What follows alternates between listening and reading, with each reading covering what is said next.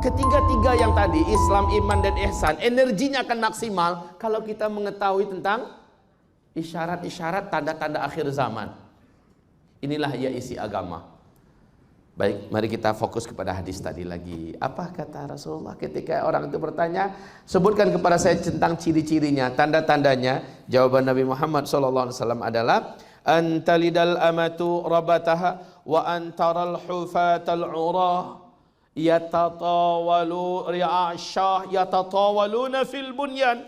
Jika engkau nanti menemukan suatu masa, orang-orang yang hidup di masa itu sebelumnya, mereka kere-kere, miskin-miskin, bansai-bansai, tidak beralas kaki, saking miskinnya nggak kebelik sendal, bertelanjang dada, yatatawaluna fil bunyan. Tiba-tiba saja mereka menjadi kaya raya dan berkuasa, lalu mereka berlomba-lomba dan berbangga-bangga membangun gedung-gedung yang tinggi-tinggi. Tersirat di dalam ungkapan Nabi ini, mafhum yang dapat langsung dipahami secara badihi adalah, jika zaman itu sudah engkau temukan, maka jarak masa antara engkau dengan kiamat sangat-sangat dekat. Baik, ini hadis riwayat siapa tadi Bunda? Imam Muslim. Yang menceritakan hadis ini siapa ayah anda? Umar bin Khattab. Di dalam hadis Imam Ahmad, Abu Hurairah radhiyallahu anhu bertanya kepada Rasulullah, ya Rasulullah, siapakah yang engkau maksud? Kere, miskin, penggembala ternak, tidak beralas kaki, bertelanjang dada, tiba-tiba mereka menjadi kaya raya dan mereka berkuasa, lalu mereka berlomba-lomba serta berbangga-bangga membangun gedung-gedung yang tinggi-tinggi. Yang kau maksud siapa ya Rasulullah? Jawaban Nabi, ibu tahu? Jawaban Nabi, wahai ayahanda, humul Arab. Mereka adalah bangsa Arab. Jika zaman itu sudah engkau temukan, maka jarak masa antara engkau semua dengan terjadinya kiamat sudah sangat-sangat dekat. Sekarang mari kita lihat fakta. Dulu sebelum Arab menemukan minyak bumi, namanya masih Jazirah Arab dulu. Jazirah Arab. Miskin enggak? Negerinya gersang tandus luas. Tidak ada sedikit pun menggambarkan ada harapan dan masa depan.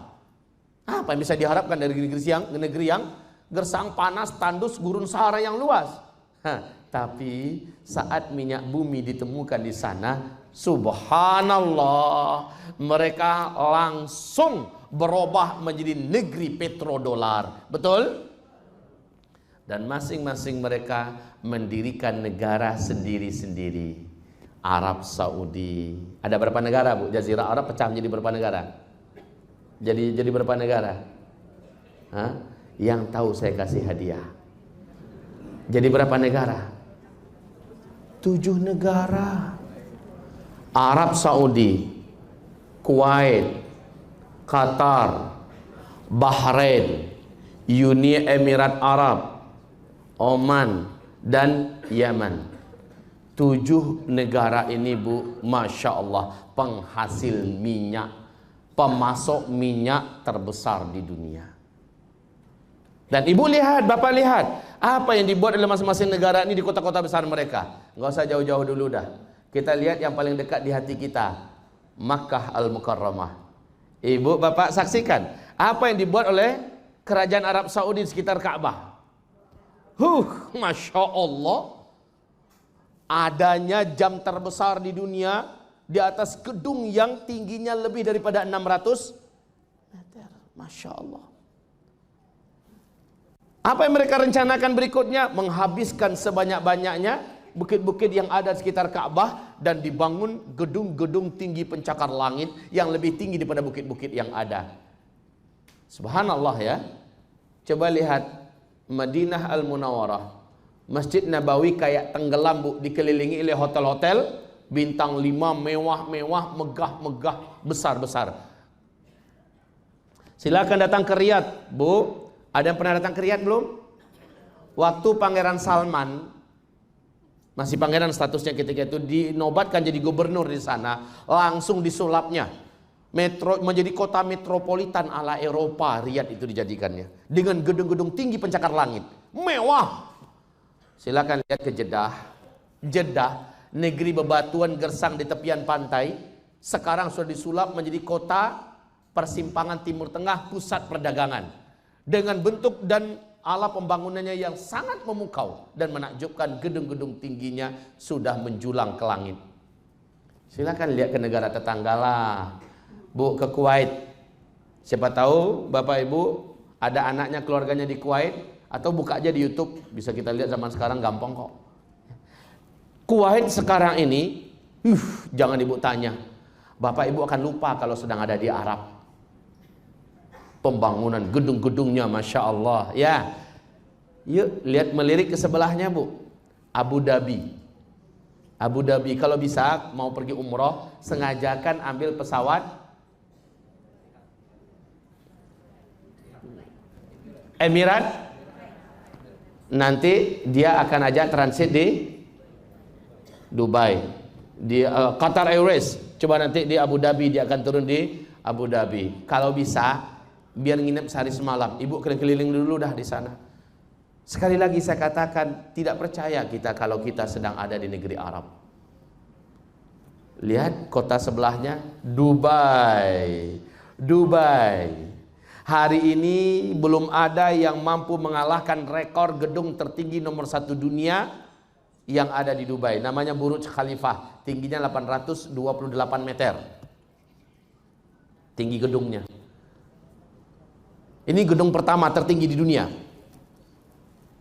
Bapak Ibu, sudah selesaikah perlombaan membangun gedung-gedung yang tinggi-tinggi ini? Sudah selesaikah perlombaan untuk memperbanyak gedung-gedung tinggi yang mewah ini? Belum. Ya, sekarang di tepi Laut Merah sedang berlangsung pembangunan gedung nomor 1 dunia yang akan mengalahkan gedung yang ada di Dubai, di Jeddah. Kalau Bapak Ibu mau ngelihatnya, pergi umroh besok, pastikan pada pihak travel yang membawa kita, bawa kami ke lokasi di mana gedung itu sedang dibangun. Sekarang masuk tahun ke-7 ya. Gedung ini dibangun, didanai sepenuhnya oleh orang terkaya nomor 5 dunia, Pangeran Al-Walid bin Talal, salah seorang pangeran Arab Saudi. Biaya pembangunannya menghabiskan ratusan triliun rupiah. Ini tahun ke-7. Diperkirakan 2018 selesai. Ketinggian gedung ini menembus awan. Direncanakan tingginya 1,2 kilometer. 1,2 kilometer. Subhanallah. Dulunya mereka kere, miskin, penggembala ternak, tiba-tiba mereka menjadi kaya raya dan berkuasa, lalu mereka berlomba-lomba membangun gedung-gedung yang tinggi-tinggi pencakar langit. Siapakah mereka ya Rasulullah? Mereka adalah bangsa Arab. Khalas, sudah jadi kenyataan sekarang. Ada yang mencoba membantah, tidak akan mampu membantah. Ini fakta. Ya, jika zaman itu sudah engkau temukan, dan ternyata kita yang menemukan zaman ini, maka jarak masa antara engkau dengan kiamat sudah sangat-sangat dekat. Nah, masalahnya sangat dekat itu bila, Ustaz? Kita lanjutkan. Ini kan baru mukadimah. Sampai jam 10 nanti mukadimah. Hamba-hamba Allah yang kami muliakan, kalau Bapak Ibu mau membaca 400 hadis tentang akhir zaman, judulnya 400 hadis tentang akhir zaman, Bapak akan temukan hadis-hadis pendamping lainnya. Kata Rasulullah, tidak akan terjadi kiamat sampai engkau menyaksikan bukit-bukit sekitar Masjidil Haram sudah berlobang-lobang. Sudah terjadi banyaknya terowongan-terowongan, ya kan? Tidak akan terjadi kiamat sampai bangunan-bangunan gedung di tanah Makkah sudah mengalahkan bukit-bukit yang ada. Di hadis yang lain Bapak Ibu akan dapatkan tidak akan terjadi kiamat sampai kalian melihat bukit-bukit hilang dari tempatnya. Itu sudah terjadi hari ini, khususnya di Makkah. Ustadz, tanda-tanda kiamat itu apakah di Makkah semua? Apakah di Madinah semua? Ataukah di tanah Timur Tengah saja? Jawabannya, untuk tanda-tanda kecil kiamat berbagi di berbagai tempat. Tapi tanda-tanda besar kiamat 100% seluruh dunia akan mengalaminya.